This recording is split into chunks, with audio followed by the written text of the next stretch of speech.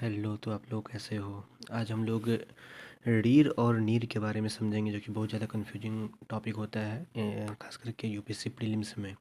तो बहुत ही simple language में हम लोग समझेंगे कि रीर क्या है और नीर क्या है। तो मतलब देखो, मैं इंग्लिश लैंग्वेज का यूज़ किया हूँ इसमें। रीर का मतलब है रियल इफेक्टिव एक्सचेंज रेट, तो इसका फुल फॉर्म हो गया रियल इफेक्टिव एक्सचेंज रेट। तो सिंपल लैंग्वेज में बोल सकते हैं क्या जी, कि जो रीर होता है, तो रीर हमारे देश की करेंसी की वैल्यू प्लस बाकी देशों की इन्फ्लेशन या प्राइस लेवल को एडजस्ट करने के बाद की वैल्यू होता है। तो याद रखना कि रीर में हमेशा जो होगा ना, वो तुम्हारा इन्फ्लेशन एडजस्टमेंट होगा उसमें। ठीक है ना?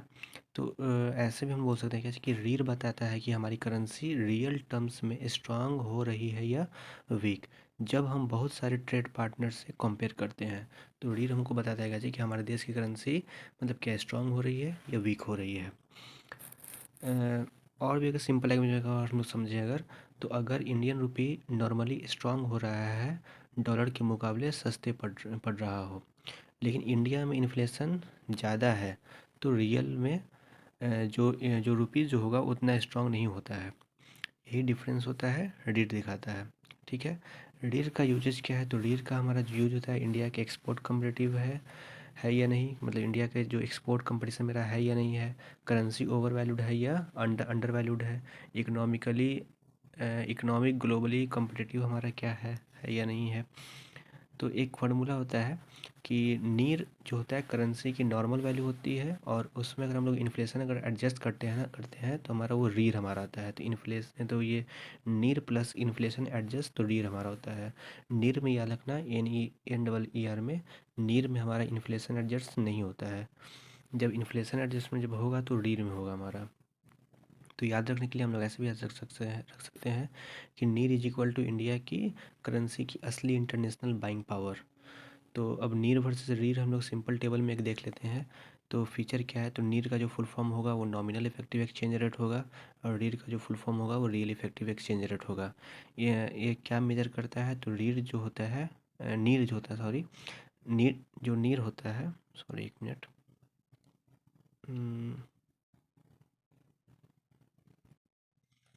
जो नीर होता है, तो नीर सिर्फ करेंसी की नॉर्मल वैल्यू विदाउट एडजस्टमेंट करता है, ये बता दिया।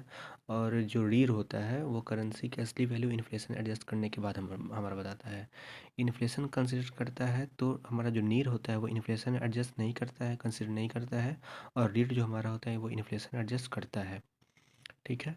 फिर यूज़फुल क्या है? तो जो नीर होता है वो हमारा शॉर्ट टर्म करेंसी स्ट्रेंथ होता है, और जो रीर होता है वो एक्सपोर्ट कम्पिटिटिवनेस या रियल करेंसी स्ट्रेंथ हमको बताता है।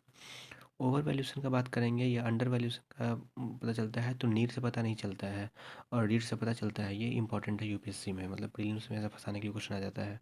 फिर है क्या चाहिए, मीनिंग क्या चाहिए? तो नीर जो है वो इंडियन रुपये को स्ट्रांग या वीक नॉमिनली है, और जो जो रीर है वो इंडियन रुपीज़ को स्ट्रांग या वीक इन रियल टर्म्स बताता है हमको। एग्जांपल अगर देखें, तो नीर अगर है ना, तो $1 अगर 80 रुपये अगर है, इसका मतलब है क्या चीज़ कि नीर हमारा स्ट्रांग दिख सकता है। और रीर है, बट अगर इंडिया में इन्फ्लेशन हाई, तो रीर वीक हो सकता है, कि अगर इन्फ्लेशन अगर इंडिया में अगर हाई होगा तो रीर क्या होगा हमारा, वीक हमारा होगा। अब इससे कुछ हम लोग क्वेश्चन देख लेंगे MCQ टाइप में। तो देख लें क्वेश्चन, यहाँ पे पहला क्वेश्चन है, consider the following statement about नीर। तो नीर से हमारा मतलब क्वेश्चन है। पहला है स्टेटमेंट कि NEER is a weighted average of India's exchange rate with the major trading partner. Second है NEER adjust for inflation differences between countries. और थर्ड है कि नीर शोज नॉमिनल स्ट्रेंथ और the weakness of the currency. तो यहाँ पे option आपका 1 और 3 सही होगा। ठीक है?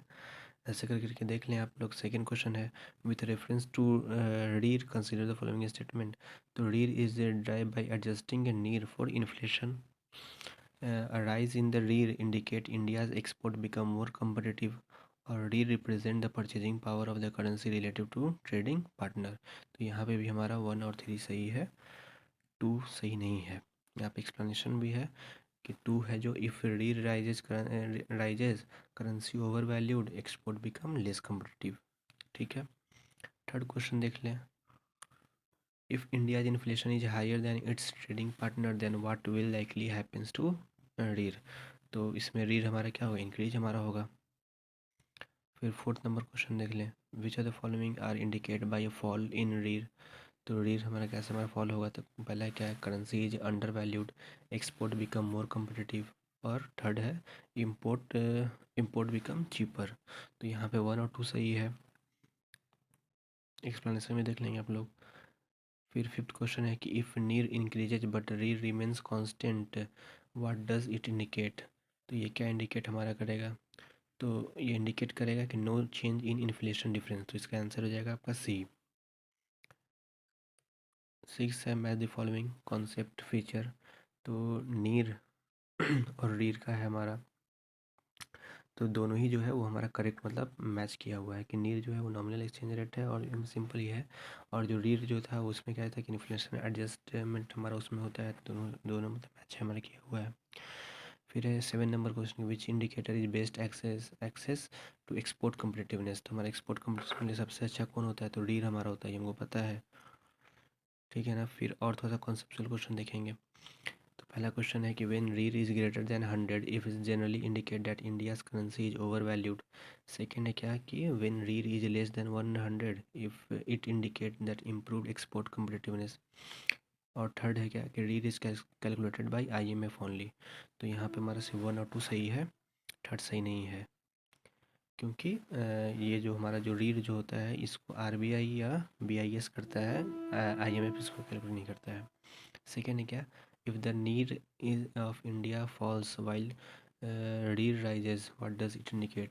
मतलब है क्या चाहिए कि अगर रीर अगर इंडिया का गिर रहा है और रीर अगर राइज अगर हो रहा है तो इसमें क्या हमारा होगा, तो इसमें हमारा B एंड C दोनों होगा कि इंडिया की inflation is higher than its trading partner, और जो currency depreciated nominally but appreciated in the real terms. ये लोग आप लोग मतलब वीडियो को रोक रोक करके भी देख सकते हैं। Which are the following can cause REER to rise even when the exchange rate remains unchanged. तो देख लेंगे 1 और 2 यहाँ पे सही है, इंडिया डोमेस्टिक इन्फ्लेशन इंक्रीजेज और trading partner inflation falls. 4 number question है कि REER helps in analyzing which of the following. तो हमारा जो रीड जो होता है वो क्या हम बताता है, तो एक्सटर्नल सेक्टर स्टेबिलिटी बताता है, प्राइस कम्पिटिटिवनेस और डोमेस्टिक इंडस्ट्री बताता है, global purchasing power of the countries currency हमारा बताता है, तो ये सब है। फिर है लास्ट क्वेश्चन है पांचवा कि if REER remains constantly above NEER for long period what is the most likely implication. तो इसका आंसर आपका सी है, India's goods are losing global competitiveness. तो ये आपका रीर और नीर के ऊपर एक छोटा सा वीडियो था, आई होप आप लोगों को अच्छा लगा हो। थैंक यू, और मतलब शेयर करें, लाइक करें और सब्सक्राइब करें। Thank you so much.